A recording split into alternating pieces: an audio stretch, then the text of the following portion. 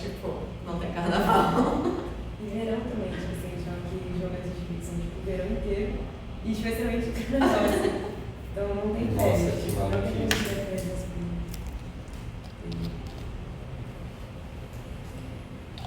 Oi, gente, bom dia. Bom dia. Última aula. Essa matéria não vai cair na prova, são coisas meio extras assim.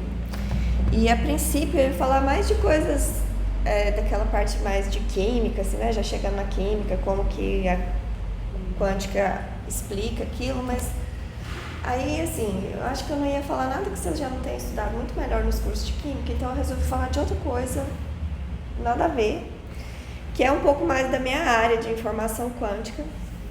Então hoje eu vou falar sobre um postulado adicional que ajuda a gente a descrever sistemas compostos, que é essencialmente tudo, né? E aí como que você, a partir da descrição matemática dos sistemas individuais, passa para a descrição do sistema composto. E aí, essa descrição ela é crucial para todas as aplicações em informação quântica, essencialmente. E é ela que vai ajudar a gente a entender por que você tem esses protocolos que prometem ser mais vantajosos que os clássicos. E aí eu vou dar dois exemplos, eu vou falar de outro de criptografia, a gente já tinha visto um pouco de criptografia antes, quando a gente falou lá do bit quântico. Vou falar de um protocolo que é bem parecido, mas que tem algumas vantagens. E depois eu vou falar do problema que foi resolvido pelo Google em 2019, da supremacia quântica lá. A gente evita usar essa palavra, mas é aquele artigo e o que ele significa, qual que era o problema, o que tem por trás. Então, a primeira parte vai ser um pouco mais técnica, vou fazer uma conta, mas que é uma conta legal, assim, é fácil de entender. E ela entender isso é a alma do negócio, assim, de várias aplicações. E depois eu vou falar dessas outras aplicações, mas, assim, mais contar uma história, que vocês vão entender por que é assim, mas sem entrar em muitos detalhes técnicos. Ok. Então, para essa primeira parte, tem essas duas referências aqui. Um livrinho em português mesmo, lá que a gente escreveu para um curso que a gente deu no IMPA há 1000 anos atrás. E esse livro aqui que é a Bíblia da Informação Quântica, assim, que é essencialmente o livro que todo mundo usa para iniciar na área. Ok, então a gente tinha visto 3 postulados, né? Sobre estados, um sobre medições e sobre evolução temporal. Agora a gente vai ver um quarto, que é como que a gente faz para descrever sistemas compostos. Então tem um sistema 1, um sistema 2. Eu sei a descrição matemática desse sistema, sei a descrição matemática desse outro, e agora eu quero combinar as duas coisas. Em física clássica em geral, a gente nem fala muito disso assim como um postulado, como uma coisa especial, porque é meio trivial, assim, você tem as variáveis de um sistema, você tem as variáveis do outro, você faz meio que produto cartesiano, você só coloca elas juntas e pronto, esse é seu sistema composto. Na física quântica não vai ser bem assim, e o fato de não ser bem assim vai decorrer várias coisas legais que a gente vai falar hoje. Bom, então, vamos pensar primeiro no que vai acontecer quando a gente tem 2 bits quânticos, para a gente entender por que a matemática que vai vir depois aparece. Então, a gente tem o bit clássico, né, que é a variável que pode assumir 2 valores, 0 e 1. E agora, para eu descrever sistemas compostos de vários bits, eu vou olhar para sequências de bits. Então, se eu tenho 2 bits clássicos, eu vou ter sequências com 2 bits. Agora, quando a gente vai para o bit quântico, a gente tem esses 2 caras que a gente usa como estados, que a gente chama de extremais, que eu posso distinguir usando uma medição, E matematicamente a gente vai associar esses caras a uma base para um espaço vetorial adequado, né? Aqui de dimensão 2, porque a base tem que ter 2 elementos.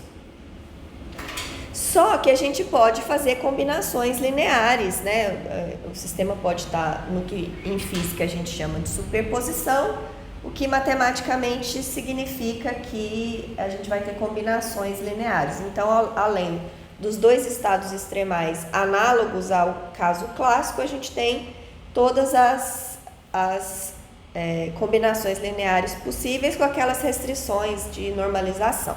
Tá? Então, alfa e beta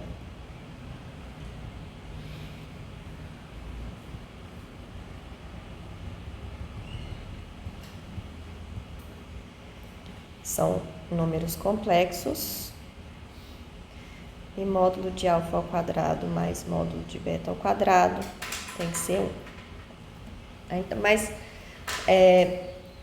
dado que essa restrição aqui foi satisfeita, eu posso variar alfa e beta à vontade. Ok. Quando a gente vai para 2 bits clássicos, então eu tenho 4 valores possíveis, né, que são as 4 sequências com 2 bits. E aí, quando a gente vai para a descrição de 2 bits quânticos, a gente vai ter um análogo ao que a gente fez antes. Então, esses caras passam a ser 4 estados extremais, que eu consigo distinguir usando uma medição, que eu consigo distinguir esses 2A2, então eu consigo distinguir os 4. Mas eu ainda tenho a propriedade de que esse sistema pode estar em superposição.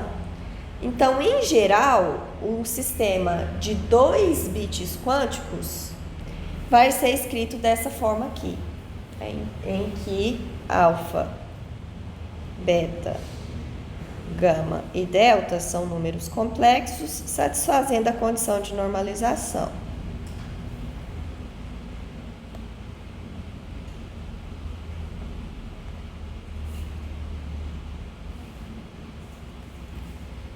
Então, de novo, a gente tem os elementos da base para o espaço vetorial análogos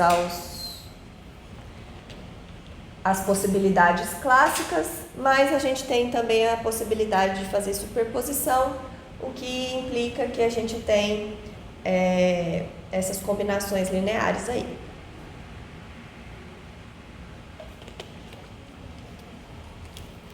Então, gente, pelo que a gente viu até agora, a gente já entendeu que esse cara aqui tem que ser um espaço vetorial de dimensão 4, né? E que esses caras aqui, eles têm um significado. Eles querem dizer que o qubit 1 está no estado 0 e o qubit 2 está no estado 0. E a mesma coisa para os outros, né? Então, essa coisa aqui, ela vem da descrição matemática dos subsistemas individuais. E o que a gente vai ver agora nesse quarto postulado é como que a gente formaliza matematicamente essa ideia para, a partir do espaço de estados do primeiro e do segundo qubit, grudar, né, juntar essas duas coisas para criar um espaço de estados do sistema composto pelos 2 bits quânticos. Tá clara a ideia? Ok. Então, esse símbolo aqui, por enquanto, ele representa um vetor lá, né, que está associado ao 0, 0, mas daqui a pouco a gente vai ver como construir esse cara a partir do 0 para o 1 e 0 para o 2. Então, o postulado 4 vai dizer o seguinte: se o espaço de estados do primeiro sistema é H1 e o espaço de estados do outro sistema, do segundo sistema, é H2, o espaço de estados do sistema composto é criado a partir desses 2 espaços, aplicando uma operação matemática que a gente chama de produto tensorial. Não sei se vocês já se depararam com essa coisa antes.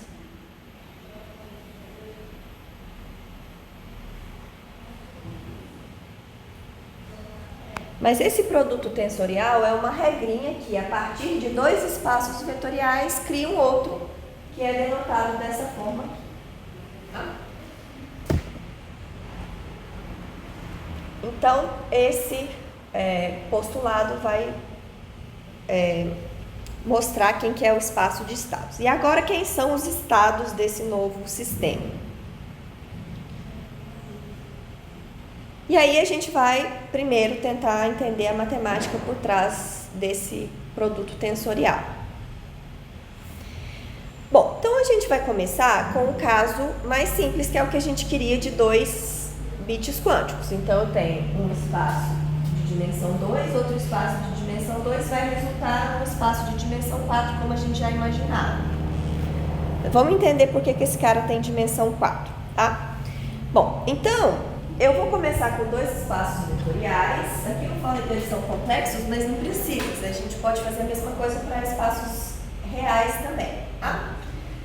E aí eu vou pegar um elemento desse espaço V, outro elemento desse espaço W e criar um novo elemento que mora dentro do produto tensorial, usando simplesmente esse símbolo aqui, tá? Daqui a pouco eu vou mostrar como que a gente pode, a partir da representação matricial desse, criar a representação matricial do produto. Mas, a princípio, quando a gente vê essas coisas pela primeira vez, normalmente a gente vê isso em cursos mais avançados de matemática, de álgebra linear, a gente não está muito preocupado com com a representação matricial. O mais importante são as propriedades desse produto aqui, que é essencialmente que ele é linear em cada uma das entradas. Tá? Então, linearidade aqui é essencial. Tá? Então, a gente tem esse novo elemento. E aí, o produto tensorial desses 2 espaços, que é esse cara aqui, é o espaço vetorial gerado por todos os vetores dessa forma. Então, eu crio o produto, um de cá e um de lá. Junto todo mundo e cria um espaço vetorial com esses caras, tá? Então, além desses, que são produto, eu posso também fazer combinações lineares de caras desse tipo. Então, em geral, um elemento do espaço vetorial, então se eu tenho um elemento U pertencente a V tensor W, então o U é uma soma, é uma combinação linear de elementos desse tipo aqui com VI em V e WI em W. Então eu tenho todos esses caras dessa forma, que a gente chama de vetores produto. Mas eu também posso fazer combinação linear deles, né? Porque eu quero criar um espaço vetorial, então eu preciso fazer todas as combinações lineares possíveis.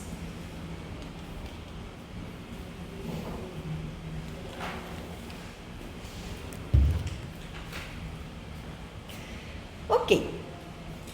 E aí a gente vai impor essas propriedades aqui, que é essencialmente linearidade em tudo, né? Então essa operação de fazer o produto tensorial é linear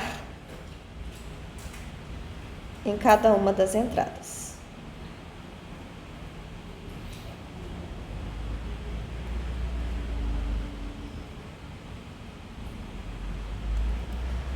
Então aqui eu tenho linearidade, né? Aqui a multiplicação por constante. No nosso caso essa constante é complexa, mas se eu estou trabalhando com espaços vetoriais reais, o lambda vai ser um número real. Então, eu multiplicar só o V por lambda é a mesma coisa que multiplicar só o W por lambda, que é a mesma coisa que multiplicar o produto por lambda. Então, posso tirar o lambda para fora desse produto aí. E aqui distributividade, né, da adição de vetores em cada um dos espaços vetoriais pelo produto tensorial. Tá? Então, essas regrinhas aí é que vão dizer como que essas coisas funcionam. Tá claro até aqui? Então, o que a gente está fazendo é criando uma fórmula para pegar dois vetores, um do V e outro do W, e juntar os dois em um produto que tem que satisfazer essas propriedades. E aí, não vou fazer essa conta, não é difícil, mas ela é um pouquinho trabalhosa. Mas nesse exercício aqui, a ideia é a gente mostrar que se eu tenho bases para V e W, eu consigo criar uma base para V tensor W, pegando um elemento da base de V e fazendo o produto com um outro elemento da base de W. Então, eu pego um da base aqui, com todos os da base de lá, e vou fazendo isso para todas as possibilidades. Isso gera uma base para esse espaço vetorial.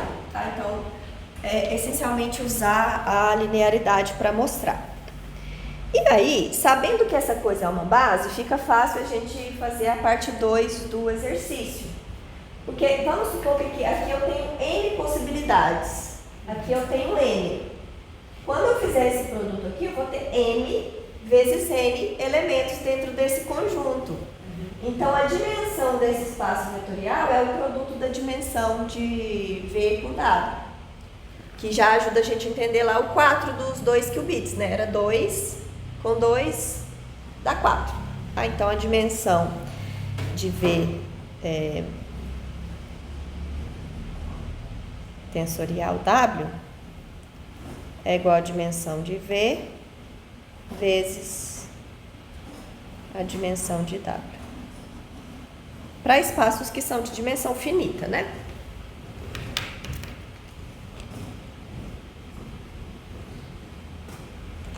Mas que é essencialmente o que a gente vai ver na aula de hoje. Ok. Então, quando eu tenho 2 bits quânticos, eu tenho cada bit quântico representado pela base 0 e 1, né? Vamos escolher essa base canônica.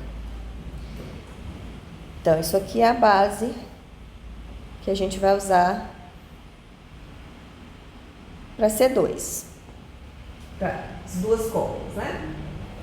Então, a base para o produto tensorial, que é o espaço vetorial associado ao sistema composto, vai ser formado pelo produto de um cara de uma base com um cara da outra. Eu vou variando sobre todas as possibilidades, então eu vou gerar esse conjunto com 4 vetores. Tá? Raramente, quando a gente vai fazer conta, né, fazer coisas em quântica, a gente vai usar essa notação, porque a gente vai ter que ficar escrevendo essa bolotinha aqui toda vez. Dá muito trabalho, então a gente economiza, escreve ou assim, ou simplesmente assim. Tá? A gente só escreve assim quando tem algum risco de confusão, a gente quer deixar bem claro que tem uma estrutura de produto tensorial ali, mas em geral ela fica implícita nesse símbolo. Então, em resumo, a base para o C2 é essa aqui, mas sempre lembrando que tem um subentendido, um produto tensorial aqui dentro. Né? Então, esse cara tem essa estrutura de produto tensorial ali. Tá claro até aqui?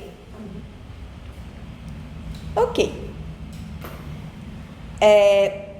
Esse aqui a gente nem vai usar muito, mas dá para definir um produto escalar desse produto tensorial como sendo o produto do produto em V com o produto em W. Né? Então, aqui eu tenho esse cara em V, esse cara em V, esse em W, esse em W, eu faço o produto das duas coisas. Tá? Esse produto é comutativo?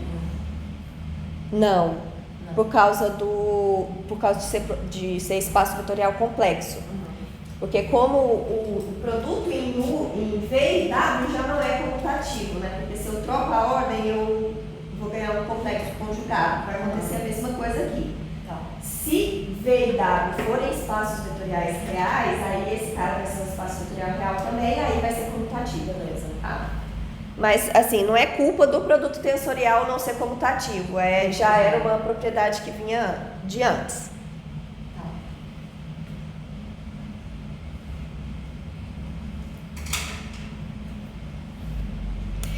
Ok, então agora vem, acho que a parte mais importante da aula, que é a gente entender dessa matemática, o que é essa palavrinha aqui, que eu imagino que vocês já tenham ouvido falar em alguma vez na vida, que é uma propriedade intrínseca de sistemas quânticos que não tem nenhum análogo clássico, por isso é super difícil da gente entender, porque não dá para você criar uma imagem mental.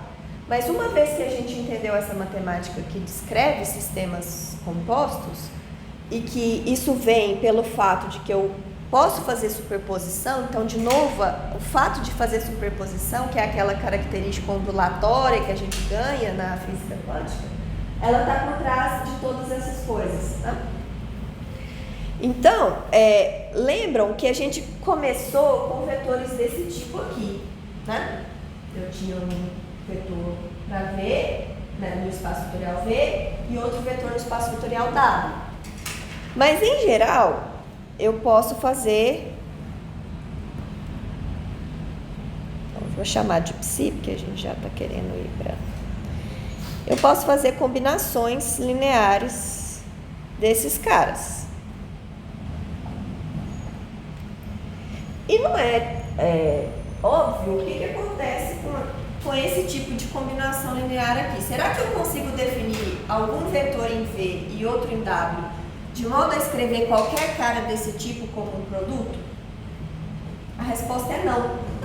Então, tem elementos dentro do produto tensorial, dentro do V tensor W, que não podem ser escritos como produto desse tipo aqui. E aí daí que vai surgir essa noção de emaranhamento. Então, vetores que são dessa forma, em matemática, eles são chamados de decomponíveis.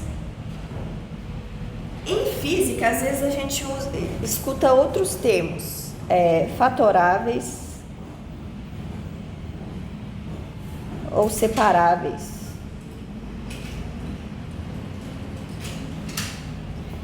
Mas a palavra matematicamente utilizada, né, é essa palavra aqui, vetor decomponível. E acontece que nem todos os vetores dentro do produto tensorial são decomponíveis. Na verdade, a maioria não é. E aí, quando a gente vai para essa coisa aqui como um estado, né, de um sistema quântico composto, esse cara aqui significa que o sistema 1 foi preparado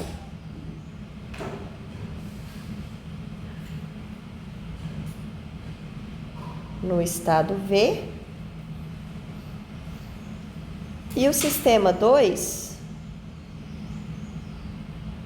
foi preparado independentemente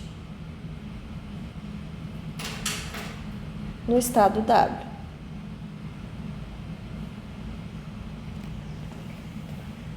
Então, um estado que é representado por um vetor decomponível, ele tem essa interpretação física e ele pode ser preparado localmente.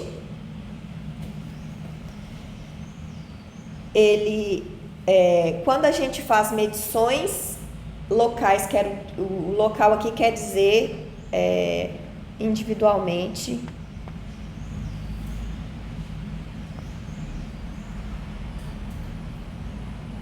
Em cada sistema. Então, eles foram preparados no estado V, no estado W, independentemente. Então, se eu faço medições, eu vou ter as respostas dadas em um dos lados pela estatística determinada pelo estado V, do outro lado pela estatística determinada pelo estado W, independente um do outro. Oi? Essa noção que você botou de decomponibilidade está relacionada com a noção que a gente tem de dependência linear? Bom, de certa forma sim, mas aqui O ser decomponível significa que eu consigo escrever o vetor como produto de 2. E tem vários que não podem ser escritos assim. A gente vai ver um exemplo daqui a pouco.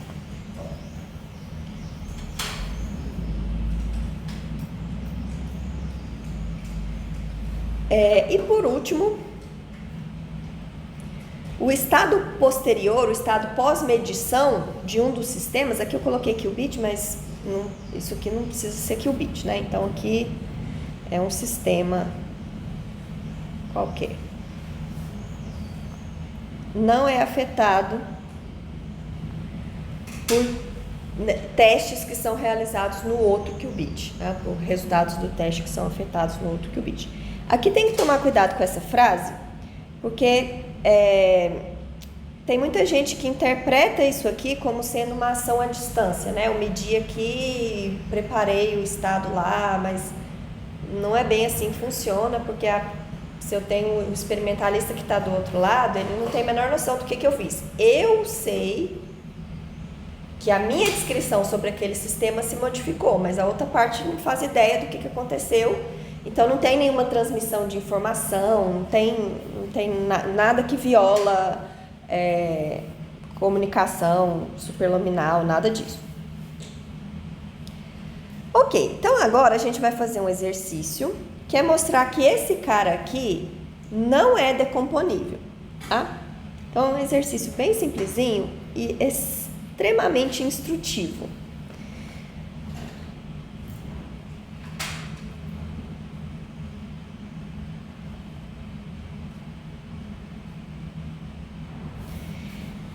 Então, vamos começar com os vetores decomponíveis, né?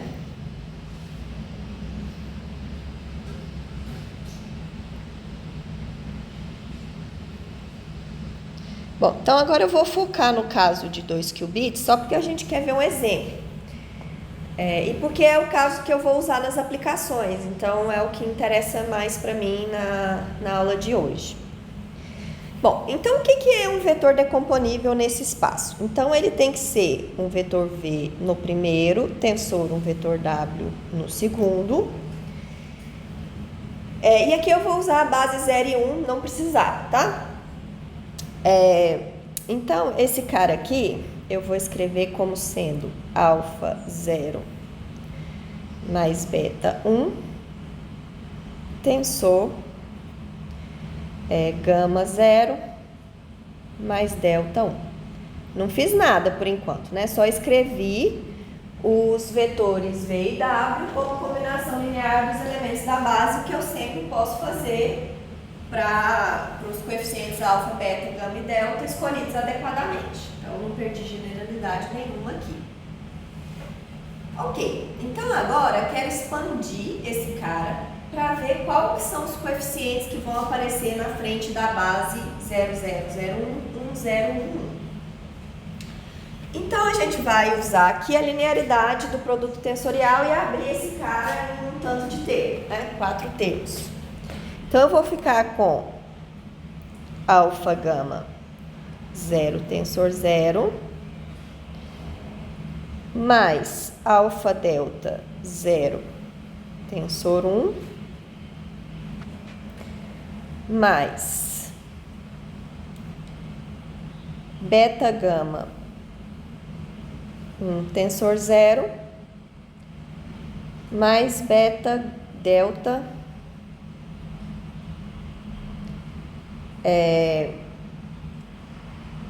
1 tensor 1. E aqui só para simplificar um pouco, vamos omitir os produtos tensoriais ali.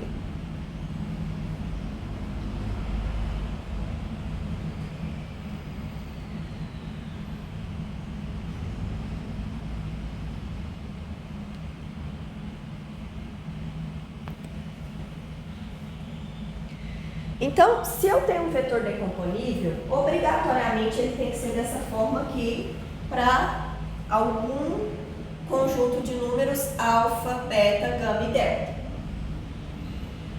Então, vocês observem aqui que esses coeficientes que aparecem na frente, né, desses elementos da base, eles não são arbitrários, eles estão amarrados, né, por causa dessa relação aqui entre esses coeficientes e os 4 que apareceram antes.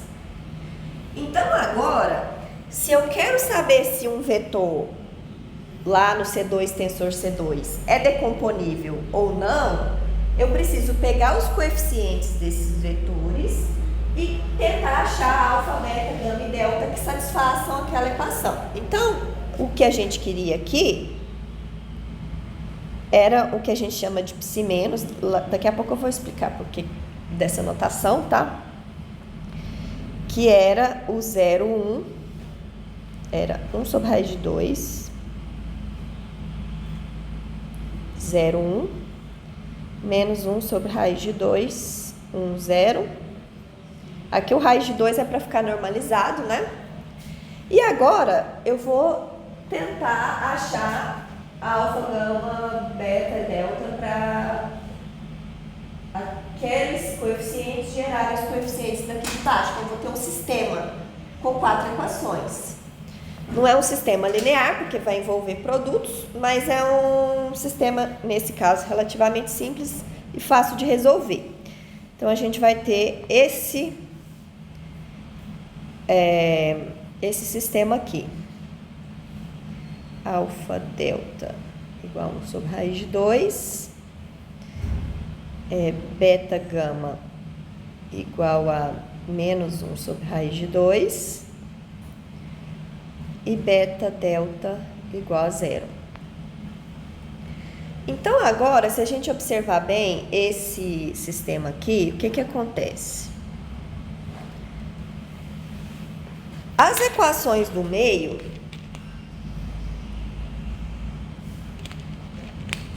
então, se eu pegar essas duas equações aqui, deixa eu numerar aqui.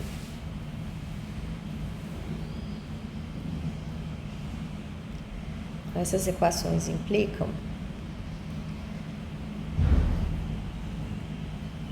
a equação 2 implica que, bom, vamos começar da primeira, né? Mas imagino que vocês já tenham enxergado aí o problema. A equação 1 implica que alfa é igual a 0 ou gama é igual a 0. A equação 2 implica que alfa tem que ser diferente de 0 e delta tem que ser diferente de 0.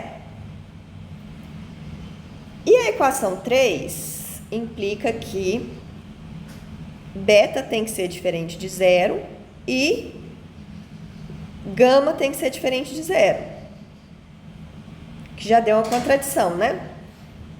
Mas só para ficar completo, a última implica que beta é igual a 0 ou delta é igual a 0.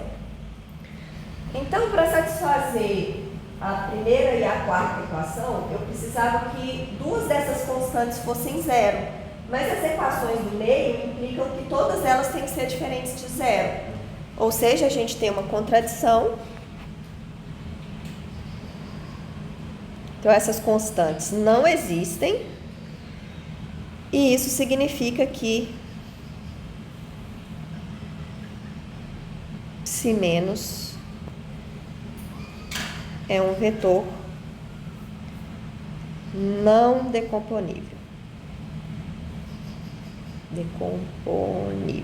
Então, esse não decomponível é a nomenclatura da matemática, né? Lá na parte abstrata, em que a gente só estuda o produto tensorial e pronto. Mas aqui, pra gente, na física quântica, quando o vetor é não decomponível, a gente diz que ele é emaranhado.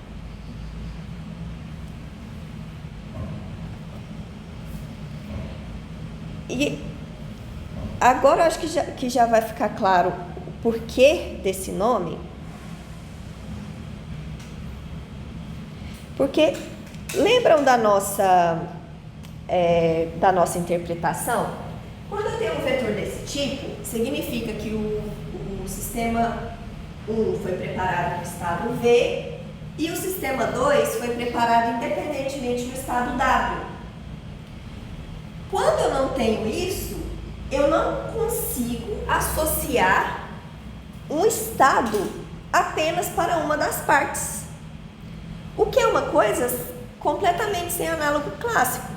Você fala de sistemas clássicos, você sempre pode falar da velocidade da partícula 1, da posição da partícula 2, independentemente do sistema. De novo, pode ser que você não consiga porque o seu sistema é muito complicado. Por exemplo, você vai descrever um gás ou uma molécula muito grande. Você acaba descrevendo aquele sistema por propriedades globais pela sua incapacidade de ficar seguindo cada átomo do seu sistema. Mas, a princípio, aquelas propriedades globais vêm de propriedades individuais bem definidas, mas aqui a gente não tem isso mais, tá? Então, é impossível. Então, quando acontece isso,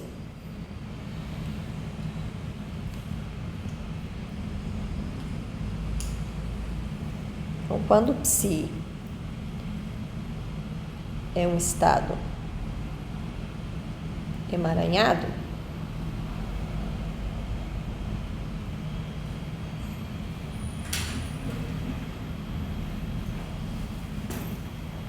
não podemos associar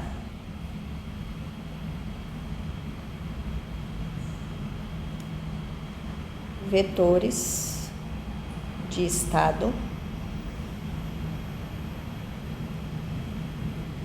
aos sistemas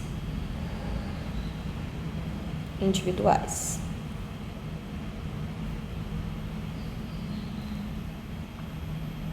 O que é uma coisa bem estranha para a nossa intuição clássica, tá?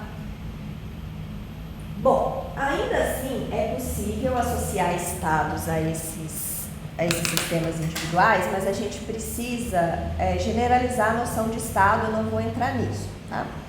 Então, ao invés de escrever o estado de um sistema quântico por um vetor, a gente vai usar o que a gente chama de matriz densidade, que dá uma descrição equivalente para as coisas que a gente viu, mas ela permite a gente fazer coisas que a gente não consegue com esse formalismo. Então, ela é realmente uma generalização, tá?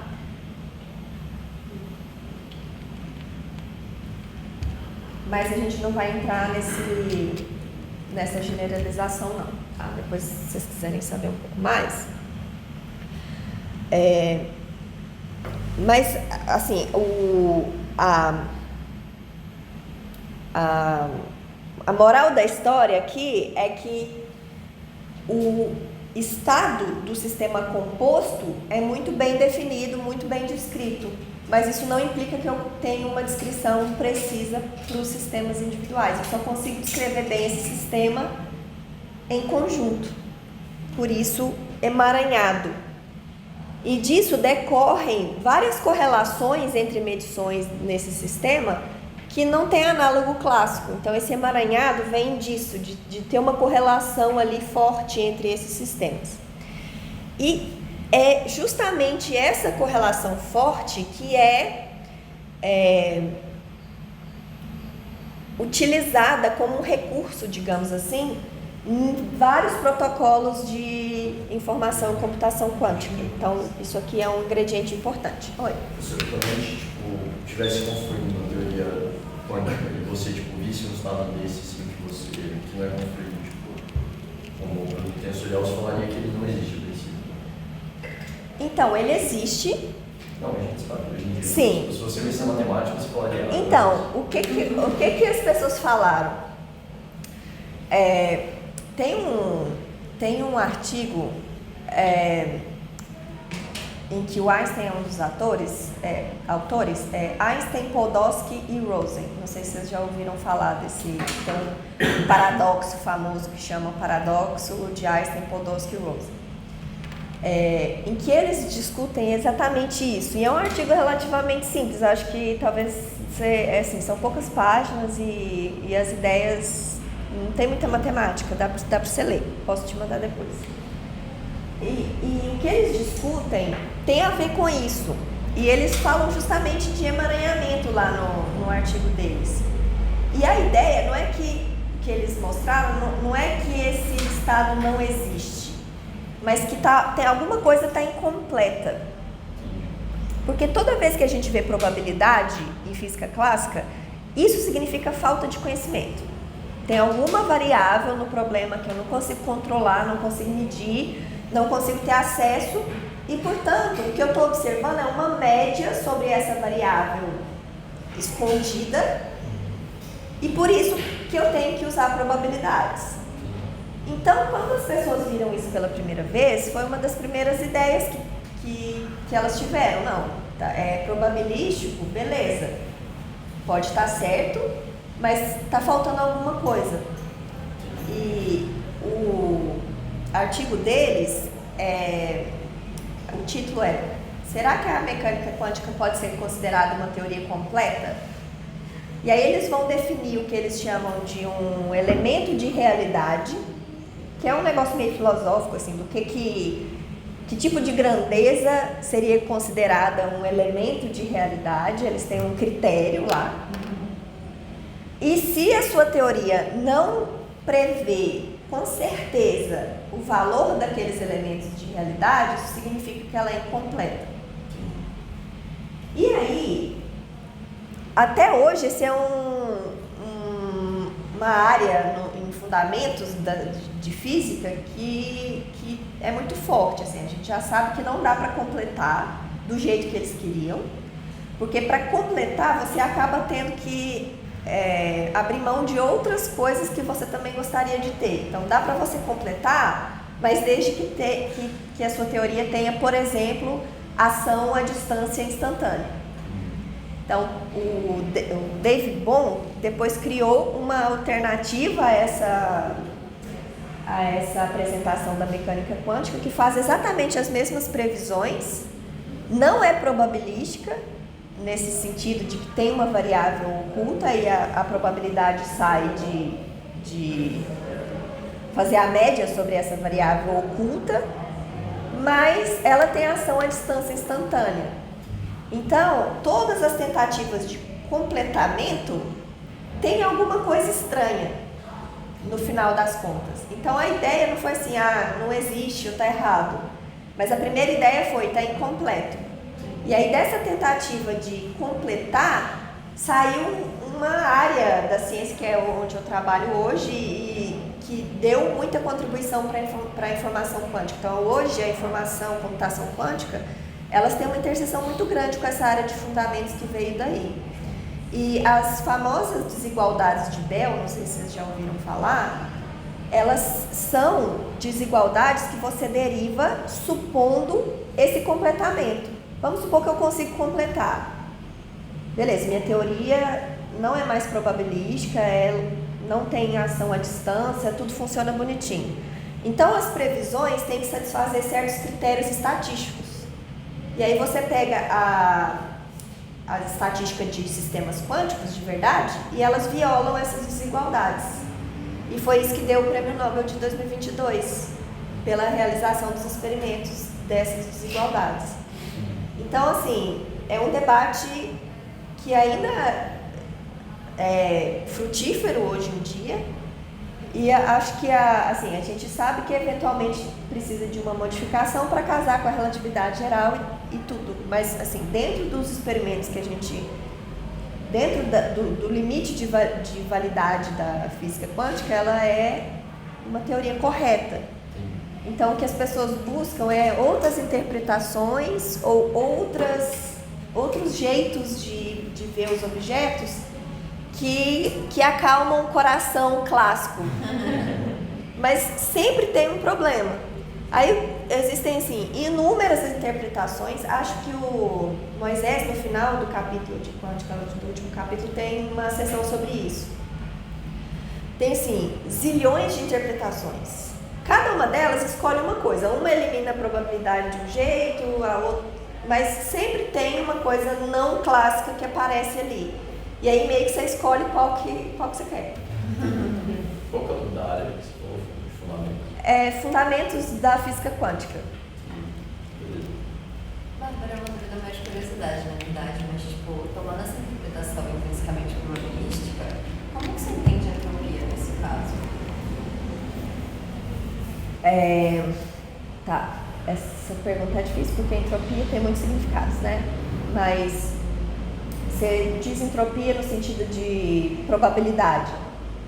Entropia no sentido, tipo, no sentido termodinâmico, mas que tem uma interseção com a estatística. Isso. E daí, porque você não pode mais definir como informação, se você não tem informação certa. Muito bom. E aí, Nossa, essa pergunta é muito excelente. Tá, eu vou devagar aqui, provavelmente não vou conseguir terminar o que eu tinha preparado para hoje. A gente termina amanhã antes de passar para os exercícios, mas essa pergunta é muito boa e eu vou precisar falar um pouco mais. Que era a parte que eu ia pular, mas vocês não deixam, porque vocês fazem perguntas muito boas. Então vamos lá, vamos pensar. Vou esquecer um pouco termodinâmica, que não é muito minha praia, mas depois eu volto um pouco em termodinâmica no final. Mas vamos pensar em probabilidade mesmo, estatística, tá? E vamos pensar no bit clássico. Então, o bit clássico, a moeda, né, cara ou coroa. Eu posso representar os dois estados da moeda como um vetor também, 1, 0, vamos supor que é cara, 0, 1, coroa. Isso vai me dar um cara que está... Então, um está aqui e o outro está aqui. Tá? Agora, quando eu vou olhar para a descrição probabilística dessas coisas, eu vou ter um vetor que é P1 menos P. Probabilidade P de dar cara, 1 menos P de dar coroa. Isso vai dar esse segmento de reta aqui, entre essas duas coisas. Deixa eu colocar azulzinho. Então, eu tenho o que a gente chama de estados puros, que são aqueles que eu tenho a descrição mais completa possível. E eu tenho esses estados intermediários, que são o que a gente chama de combinação convexa desses dois. É o segmento de reta que liga esses dois pontos. Esses estados que a gente está falando aqui de vetores de estado, eles são o correspondente a esses dois pontos aqui. Dentro desse formalismo, a gente não consegue descrever esses caras que estão aqui no meio.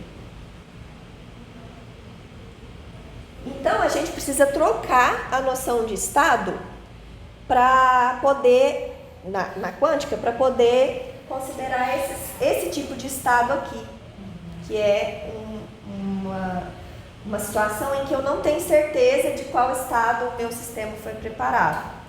Então, o que a gente faz é trocar do vetor de estado por uma matriz. Você já viu que nós estamos viajando na maionese, né? Eu vou trocar esse cara por uma matriz que a gente chama de ρ, normalmente, que é esse produto aqui, o ket pelo bra. Então, por isso que vai dar uma matriz, né? Esse cara é uma matriz coluna. Então, aqui eu vou ter uma matriz coluna vezes a matriz linha, vai dar uma matriz quadrada naquela dimensão ali, tá? Esses são os estados puros, correspondem às bolotinhas lá do caso da moeda. Só que aí, agora, dentro desse mundo das matrizes, eu posso fazer combinações convexas. Então, eu posso agora escrever um outro ρ2, que é uma combinação convexa de caras desse tipo, tá? E aí, agora, nesse mundo das matrizes, eu consigo, a partir de um estado emaranhado, gerar matrizes densidade para cada um dos sistemas. Então, eu pego um estado emaranhado, por exemplo, psi menos, psi menos. Tem uma operação matemática que chama traço parcial, que fisicamente significa jogar fora um pedaço do seu sistema. Por exemplo, tem o sistema 1 e o 2. É como se eu estivesse ignorando o 2 e focando só no 1. E aí, esse traço parcial, então eu faço o traço parcial no 2. Depois eu vou explicar o que é esse traço parcial. Eu acho que eu tenho um slide que dá para explicar. Mas é uma coisa matemática, você faz uma conta com a matriz, sai outra, de dimensão menor. Isso aqui vai sair a matriz densidade do sistema 1, e aqui se eu faço o traço em 1, sai a matriz densidade do sistema 2. Então eu posso associar um estado a esses sistemas individuais, mas não um vetor. Então, no caso da moeda, esses estados aqui que a gente chama de estados puros, o sistema composto está no estado puro. Eu tenho certeza do vetor de estado que ele foi preparado, etc. Várias propriedades. Mas os sistemas individuais não podem ser associados a estados puros. Eles vão ser alguma coisa análoga a esses caras que estão no meio do caminho. No final das contas, eles são exatamente o meio, que você não tem informação de nada, para aquele estado psineus. Então, existe uma maneira de parametrizar os estados de um bit quântico, que os estados puros, que é uma esfera, os estados puros são a casquinha da esfera, são os vetores de estado, eles nessa parametrização são levados à casquinha da esfera. E as outras matrizes de densidade, que não são puras, são os pontos interiores. E no caso daquele estado, os estados do sistema composto vão ser exatamente o meio, o mais misto possível, que a gente chama de estados mistos, que eu tenho menos informação. E aí onde que entra a entropia nesse negócio? Esses caras aqui são os estados de entropia zero. E aqui, à medida que eu vou caminhando para o interior, a entropia aumenta, vai chegar no máximo quando eu estiver aqui no meio, que a entropia é 1. E aqui vai ser a mesma coisa. Então, na casca, eu tenho entropia zero. À medida que eu vou andando aqui, eu começo a aumentar a entropia. No meio da esfera, eu tenho entropia no raio, né? Lá na origem, eu tenho entropia 1. Isso é linear com raio ou não necessariamente? Não, porque tem uma coisa, eu acho. Acho que não é linear, não. Então, mas aí, o que muda nessa discussão? Aqui no clássico, se eu tenho um estado global que é puro, que tem entropia zero, os estados individuais também têm entropia zero. Na quântica, não. Esse estado aqui tem entropia zero, o psi- tem entropia zero, é um estado puro, é um vetor. Mas os estados individuais têm entropia máxima. Então eu posso escrever toda essa discussão em termos de entropia. E necessariamente, se os dois estados são emaranhados, eles vão ter entropia máxima ou daria Não. para definir alguma parametrização? Gente, vocês são brilhantes. Existe uma quantificação de emaranhamento. Então ele pode estar muito emaranhado ou pouco emaranhado. Se ele está muito emaranhado, ele vai estar mais perto da borda, os estados individuais. E se ele está muito emaranhado, nesse caso que a gente viu, é maximamente emaranhado, ele vai estar exatamente aqui no meio. No caso desse tipo de sistema de 1 qubit, de 2 qubits, é facinho fazer essa quantificação. Para sistemas mais complexos, a gente tem várias possibilidades e elas não concordam.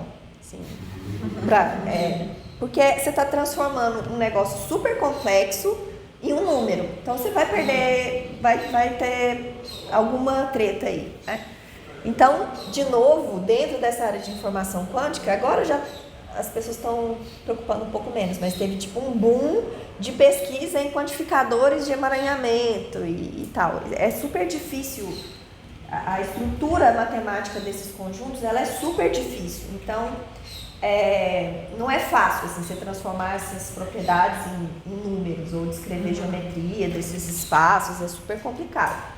Mas é uma coisa importante, assim, então tem um grau. A gente tem bem definido assim, o que é o máximo emaranhado, o que é não emaranhado. Mas o intermediário, ele dá um número para esse intermediário, é mais difícil.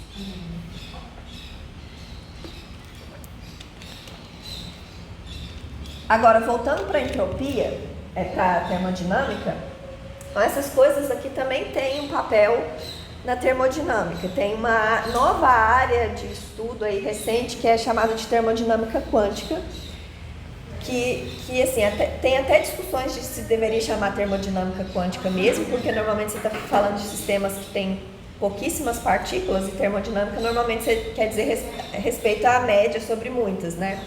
Então tem gente que gosta de falar que é mecânica estatística quântica, alguma coisa desse tipo, mas que essas entropias clássicas são substituídas por entropias quânticas, e aí você tem que definir a noção de trabalho e calor nesse regime que não é fácil, não tem uma definição de calor única, é uma treta, mas é legal.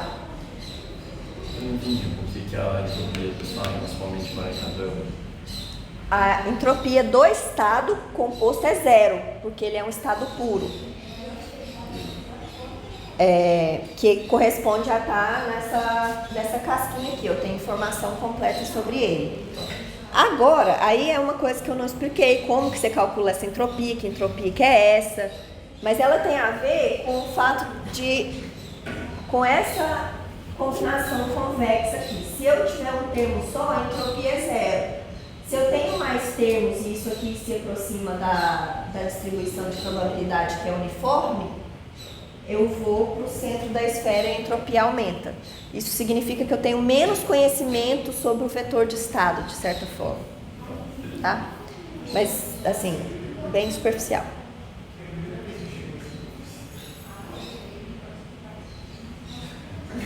Deixa eu voltar para onde que eu estava.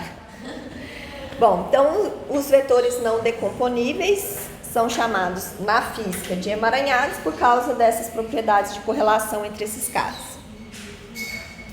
Então esse cara não pode ser preparado localmente. Fazer emaranhamento significa que tem que ter interação entre esses sistemas, tá? Não dá para você tô no laboratório aqui, o outro tá no laboratório lá, agindo localmente, eu não consigo fazer estados emaranhados. Precisa ter uma interação física, mesmo que seja indireta, tá? Pode ser interagir com uma luz que passou pelos dois, mas tem que ter uma interação. Medições locais, em geral, vão exibir correlações. A gente vai ver isso daqui a pouco na aplicação de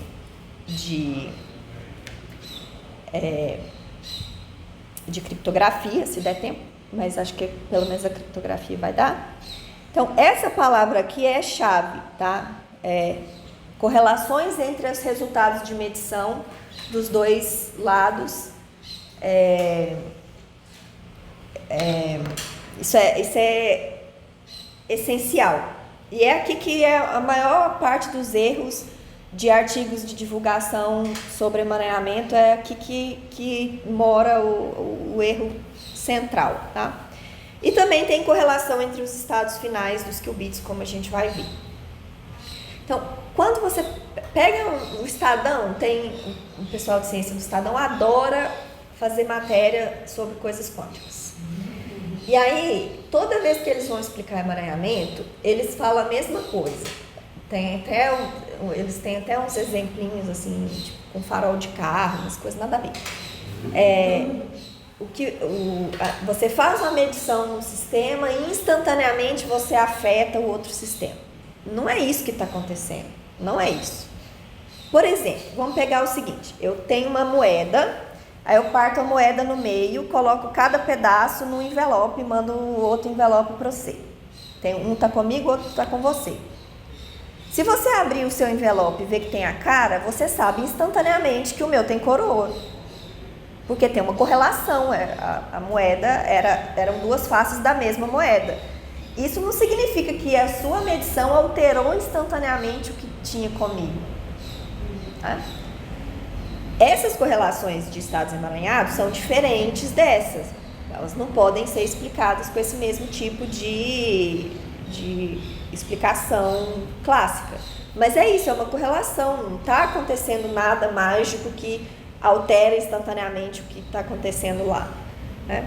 A natureza dessas correlações é diferente, e aí vem toda essa coisa da parte contraintuitiva, da física quântica, ela está presente aqui também, é difícil de entender, mas não tem comunicação superluminal, tá? Não tem nada desse tipo, né? Não dá para fazer telepatia com isso, nem nada. Gostaria que tivesse, não tem. E aí é isso que eu já expliquei, né, que o estado de cada um dos qubits individuais não pode ser associado a um vetor. Para descrever o estado individual, a gente precisa dessa generalização, que é a matriz densidade. E toda essa coisa de entropia aí que a gente acabou de falar, tá? No caso de 2 qubits, esses estados aqui são os que a gente chama de estados maximamente emaranhados, tá? Eles são os que têm maior emaranhamento e vão dar os estados individuais com maior entropia, mas tem outros que são emaranhados também, mas que têm menos emaranhamento e vão dar estados individuais com menos entropia do que o máximo.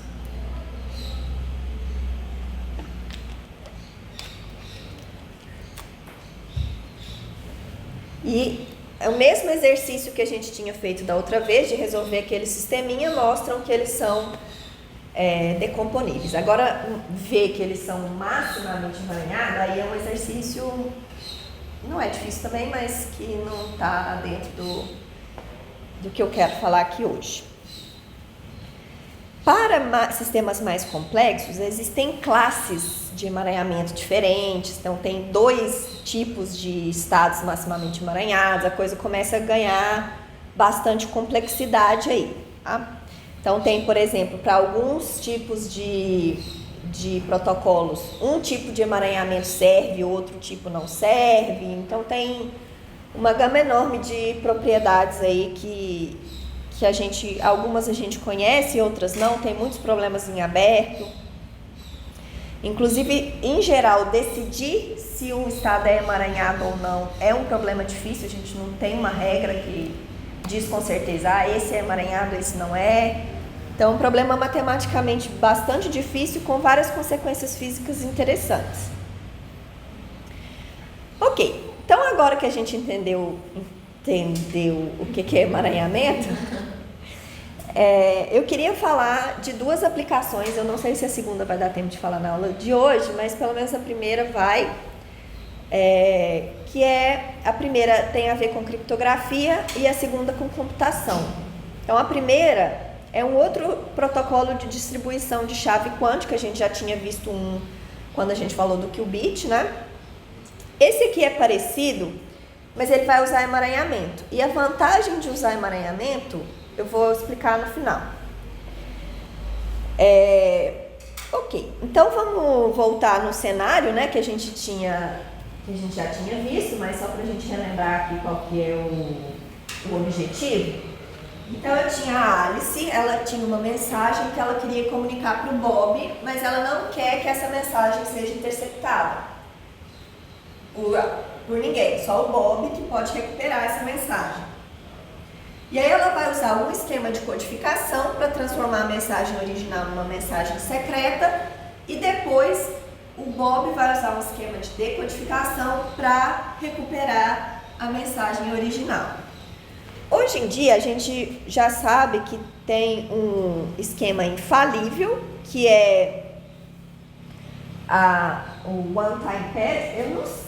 Toda vez eu falo isso, eu tenho que pesquisar como falo isso em português e me esqueço.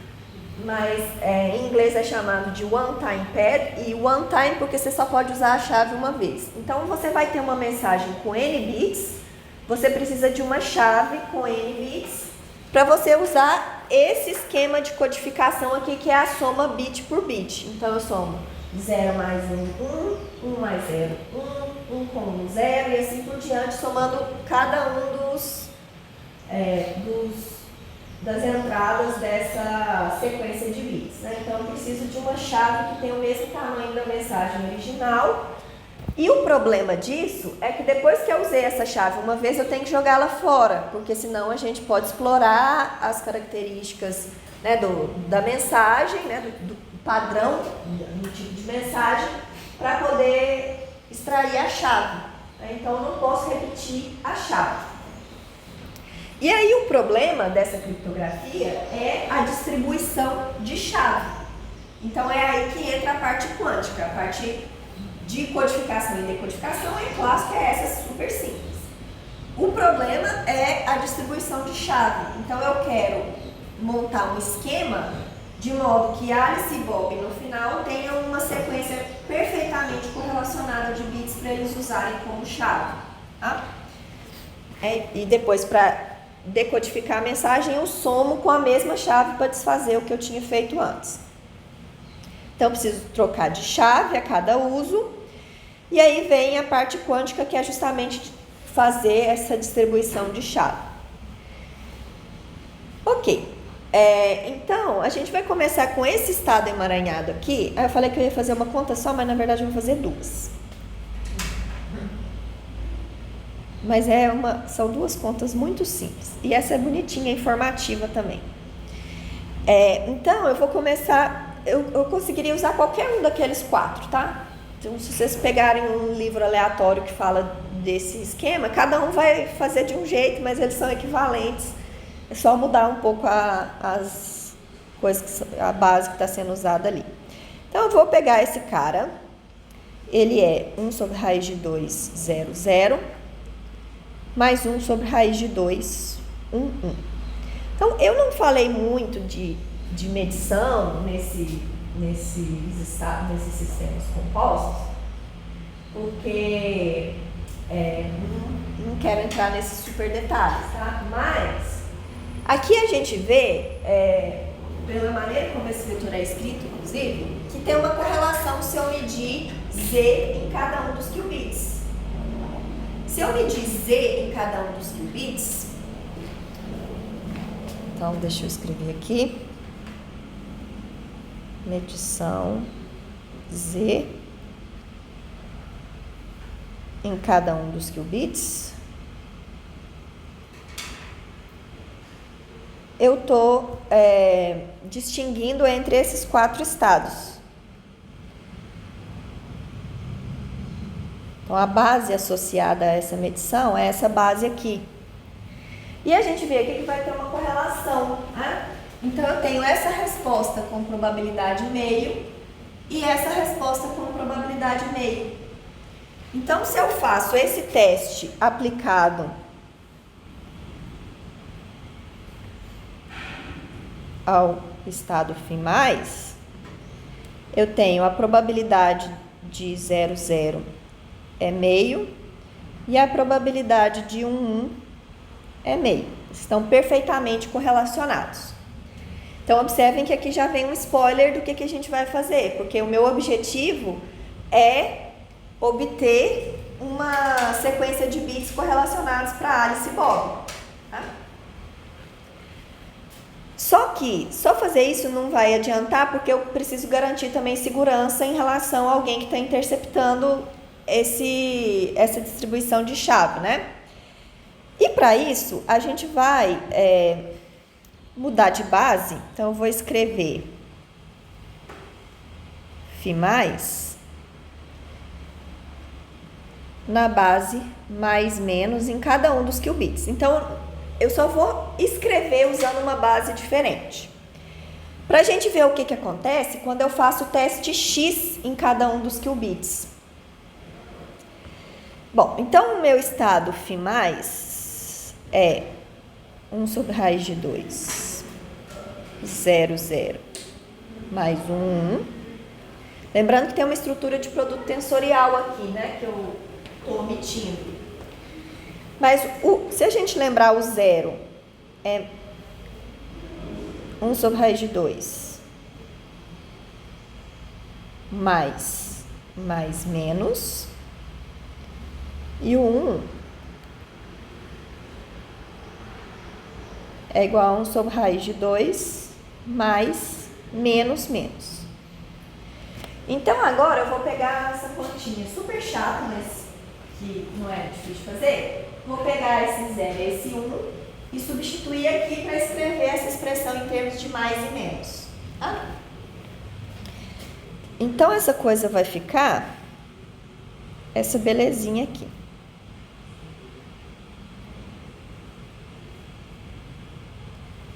Deixa eu já colocar os raiz de 2 tudo para fora. Então, vai ter um raiz de 2 que já estava aqui, um raiz de 2 que vem do 0 e outro raiz de 2 que vem do 0. Então, vai dar 2 raiz de 2.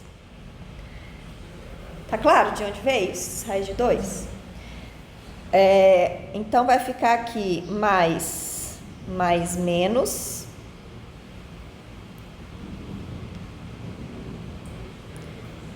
Tensor mais menos.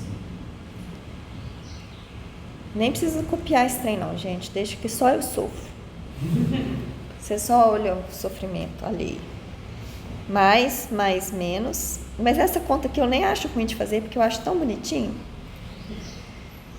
Mais, menos. Mais, menos. Mais, menos. Aqui mais, né? Mais. Não, peraí que eu tô viajando. Tô fazendo todos, não precisa. Aqui, ó, tô sofrendo mais do que é necessário. Agora tá certo, né? Então, isso aqui vai ser 1 sobre 2 raiz de 2. E agora, pela linearidade, eu vou abrir tudo aqui. Então, e já vou colocar junto. Então, aqui mais, tensor mais, eu vou colocar mais. Já omitindo a estrutura de produto tensorial que está aqui. Mais, menos. Mais, menos. Lembrando a estrutura, isso aqui é mais tensor mais, que eu já assumi com o tensor, tá? E aqui embaixo eu vou ficar com mais, menos, menos,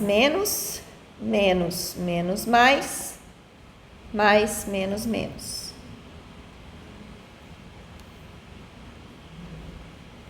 Tá claro até aqui?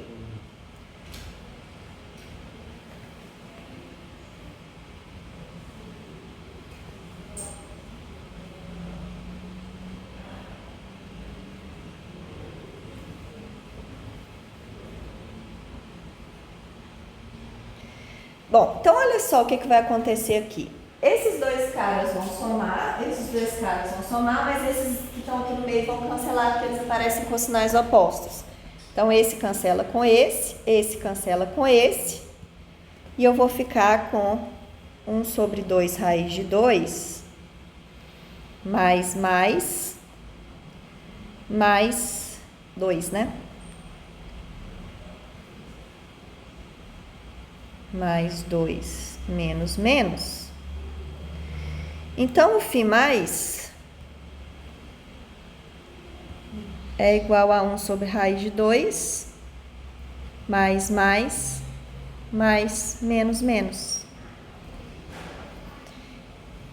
Então, olha só o que acontece. Se eu faço o teste X, em cada qubit, que vai distinguir entre os estados mais, menos, menos. Se eu faço esse teste no estado φ+, eu vou ter uma correlação também. A probabilidade de mais é meio e a probabilidade de menos é meio. Então, essa é uma coisa bem interessante desses estados emaranhados, que eles exibem correlações para testes diferentes. Então, eu tenho correlação para o teste Z em cada qubit, mas eu tenho também correlação para o teste X em cada qubit.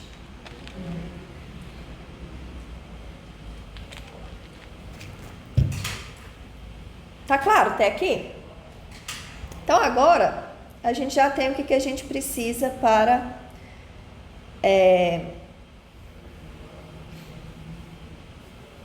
entender esse protocolo.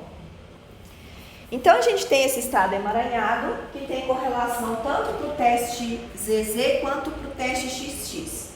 Se eu faço Z em um e X no outro, aí não tem correlação, pode dar qualquer coisa. Mas se os testes são iguais em cada lado, eu tenho correlação perfeita entre as respostas, que é o que a gente quer. Lembrando que a gente quer sequências correlacionadas de bits. Bom, então se eu faço o teste ZZ, as respostas de Alice e Bob são sempre iguais. Se eu faço o teste XX, as respostas de Alice e Bob são sempre iguais.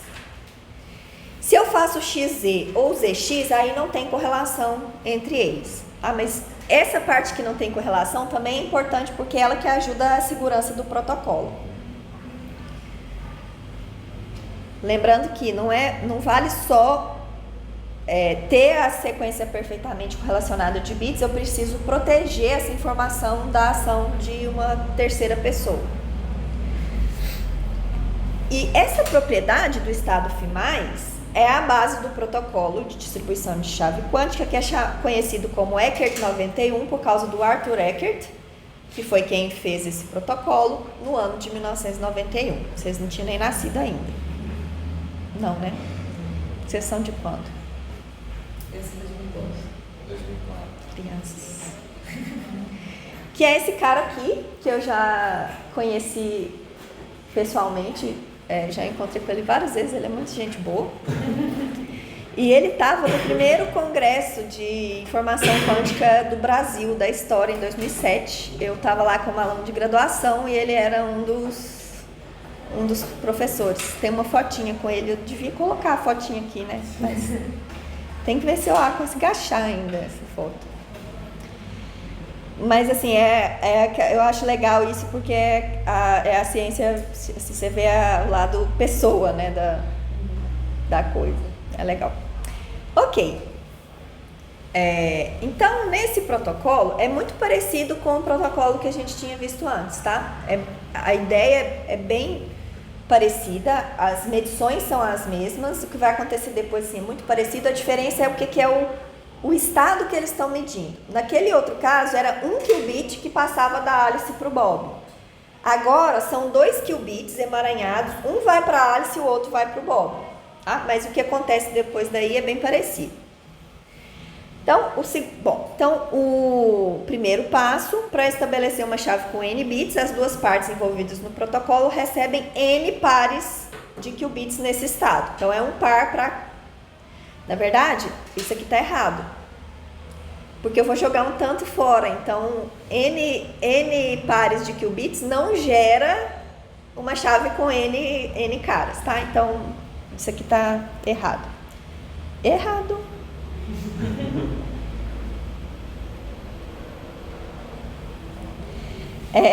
Para cada par, Alice e Bob vão escolher aleatoriamente e independentemente se eles vão medir X ou Z em cada qubit. O fato de ser aleatório e independente é importante porque isso garante a segurança do protocolo.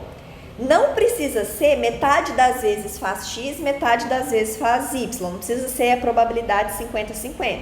Pode ser 10-90. Então, tem vários estudos sobre isso para saber que probabilidade melhora a sua taxa de geração de chave, ainda protegendo a informação de uma terceira pessoa que está tentando roubar, tá? Então, não precisa ser 50-50. Aqui a gente pode supor que é 50-50 só para entender a ideia. Mas existem cotas, assim, coisas mais precisas para que probabilidade que funciona. Então, ao final desse processo, a Alice e o Bob vão ter uma sequência de bits, que é o resultado da medição, se deu 0 ou 1, mais ou menos. E agora a gente quer saber quando que esses bits são iguais, né? Então, quando é que Alice e Bob têm certeza absoluta de que eles têm o mesmo bit, né? A mesma resposta? Isso vai acontecer quando eles realizam os mesmos testes. Se Alice e Bob mediram XX, com certeza a resposta deles é igual. Se eles mediram ZZ, as respostas deles são iguais. Quando eles medem testes diferentes, aí pode acontecer qualquer coisa. Tá? Então, o terceiro passo é Alice e Bob anunciarem os testes que eles fizeram. Então, eles descartam os bits em que os testes foram diferentes e guardam os bits em que os testes foram iguais. Então, cada um deles anunciar a lista. Na primeira rodada eu medi X, depois eu medi Z, depois eu medi Z, depois eu medi X. E aí eles vão comparar essa lista, manter as rodadas em que eles tiveram a mesma resposta e jogar o resto fora. Por isso que N pares de qubits não geram uma chave com N bits, porque eu vou jogar um monte de coisa fora, né? Então não dá para saber quantos que eu vou precisar de antemão. Claro que dá para ter uma estimativa olhando para as probabilidades, mas não dá para ter certeza. E observem que falar o teste que eu fiz não diz nada sobre o bit que eles têm, porque pode ter dado 0 ou 1, pode ter dado mais ou menos. Eles não estão falando, não estão dando essa informação. Então, a sequência de bits, ela permanece secreta, né? Então, essa ideia é importante. Então, agora, Alice e Bob, eles possuem uma sequência perfeitamente correlacionada de bits, ou seja, uma chave criptográfica, que era o que a gente queria. Não terminou ainda. Primeiro, entender por que esse protocolo é seguro, né? Então, da mesma forma que a gente tinha antes, eu não vou entrar em super detalhes aqui, mas se eu tiver uma terceira pessoa medindo no meio do caminho, entre a fonte dos qubits emaranhados e Alice ou Bob, a ação dessa espiã, ela quebra o emaranhamento entre Alice e Bob. E aí, ao quebrar o emaranhamento entre eles, ela quebrou a correlação. E agora, se eu tiver essa terceira pessoa aí no caminho, rodadas em que deveria ter dado a mesma resposta, não vai dar mais a mesma resposta. Então, o que eles fazem para verificar os erros? Eles vão pegar uma fração daquela chave que vai ser sacrificada, não pode ser usada como chave mais. Então, eles pegam uma fração dessa chave e comunicam um com o outro. E aí eles comparam para ver se está batendo ou não. Se os erros estão de acordo com o esperado dos problemas experimentais, né, dentro de um certo limite ali, beleza, eles continuam com o protocolo. Se essa taxa de erro está muito grande, isso significa que tem algum problema. Ou tem uma pessoa no caminho, ou tem algum problema experimental que eles não conseguiram detectar e, portanto, precisa voltar e tentar corrigir esse problema. E aí, qualquer erro pode ser detectado por Alice se ela comparar os bits com os bits enviados pelo Bob. Vocês percebem que uma boa parte desse protocolo é idêntica à anterior, né? Não sei se vocês lembram lá do... O que é diferente?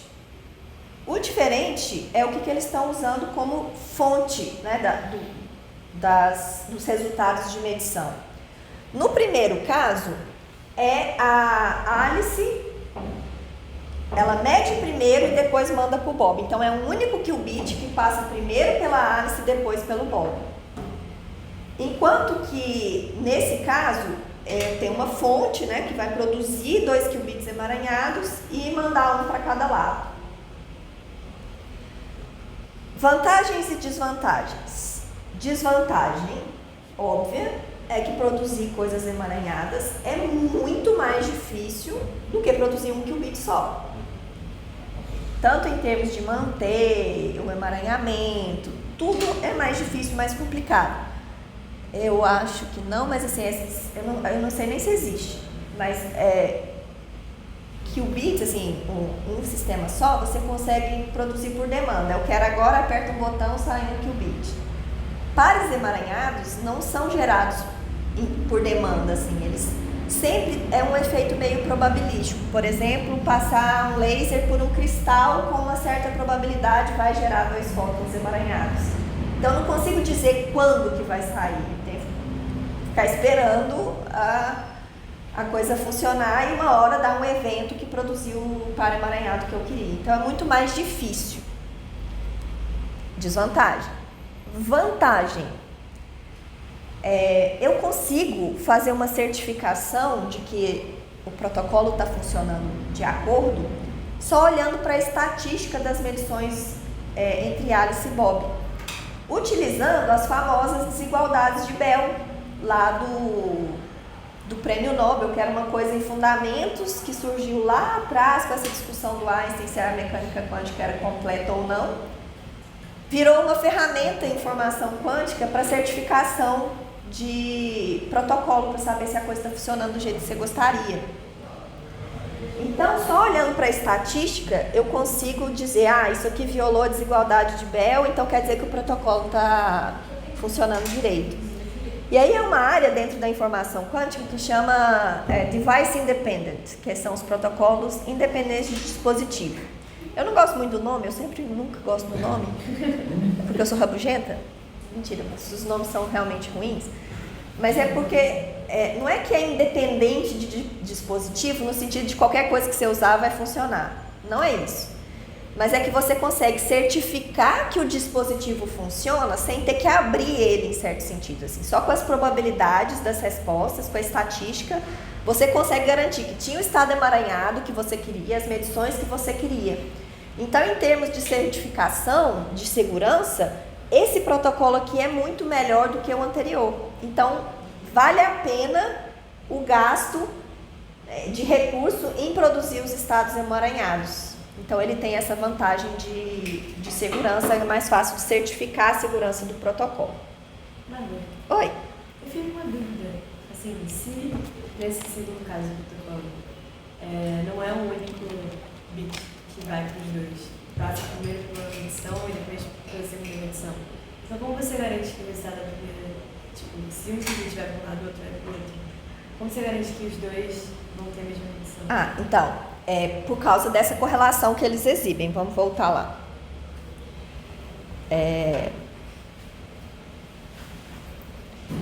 Ok. Então, eles são medidos uma vez só, a princípio, né? Se não tiver ninguém. Se ele for medido 2 vezes, essa primeira medição quebra o emaranhamento, acabou o emaranhamento. Então, é isso que faz com que a espiã seja detectada se ela estiver lá. Mas aqui é isso aqui, ó. As respostas de Alice e Bob são sempre iguais se eles usarem ZZ. As respostas são sempre iguais se eles usarem XX. Mas são descorrelacionadas se eles usarem bases diferentes. Então, é essencial que eles comparem as bases e joguem fora os casos em que deu diferente, em que a medição foi diferente. Isso é importantíssimo, senão não vai ter correlação, vai estar bagunçado. Mas o que uma pessoa com uma espiã de fora vai interferir? Vai interferir? É porque que eu não dei muitos detalhes sobre a parte de medição, né? Porque eu teria que falar o que é medição em sistemas compostos. Mas assim, acho que dá para entender com o que a gente viu até aqui. Então vamos supor que aqui tem a Ivy, tá antes do Bob, e aqui tá a Alice. E vamos supor que o Bob fosse me dizer e a Alice me dizer. Então, se não tivesse a Ivy ali, teria que dar igual. Então, vamos ver o que acontece se a Ivy está aqui, por exemplo, e ela mede X. Então, sai daqui da fonte, seja lá que fonte for, essa coisa que é, deixa eu escrever, 1 sobre raiz de 2 mais 1 sobre raiz de 2 menos. Quando a Ivy mede X, ela vai obter a resposta mais ou a resposta menos, projetando o sistema composto em uma dessas duas possibilidades. Então, vamos supor que ela obteve a resposta mais. A partir daqui, o estado que está indo para o Bob não é o Φ mais. Ele é o estado mais. Bom, o que está indo para a Alice, né? Vai ser um mais, e o que está indo para o Bob é outro mais. Então, quando eu faço medição, qualquer que seja nesse cara aqui, eu vou ter todo aquele cálculo de estado pós-medição que a gente viu, de projetores. Essa coisa projeta, então a medição de X no primeiro qubit vai projetar esse cara no estado mais, se a resposta for mais, e no estado menos, se a resposta for menos. Então, o que vai para Bob e Alice não é o Φ É mais ou menos menos. Então acabou o emaranhamento aqui, tá vendo? É um estado produto agora. Então, agora quando vai mais e mais, independente, agora não tem correlação mais entre eles. Então, se o Bob mede Z, ele pode, por exemplo, encontrar 0 e a Alice tem a probabilidade de encontrar menos. É claro que pode dar sorte aqui de tudo casar e eles obterem o mesmo, mas tem uma probabilidade de dar diferente. E aí eles sabem qual é essa probabilidade e eles conseguem ver qual que é a porcentagem de vezes em que isso aconteceria. E verificar na estatística deles se isso está acontecendo, com essa fração da chave que eles sacrificaram, se isso está acontecendo ou não. Tá claro?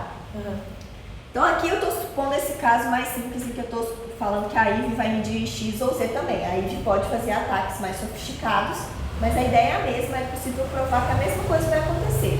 Não importa o que a Eve faça aqui, se ela está extraindo informação, ela está destruindo o emaranhamento e, portanto, destruindo as correlações entre Alice e Bob. Eles podem perceber isso na estatística. Tá claro? Perguntas? Então a gente faz uma pausa.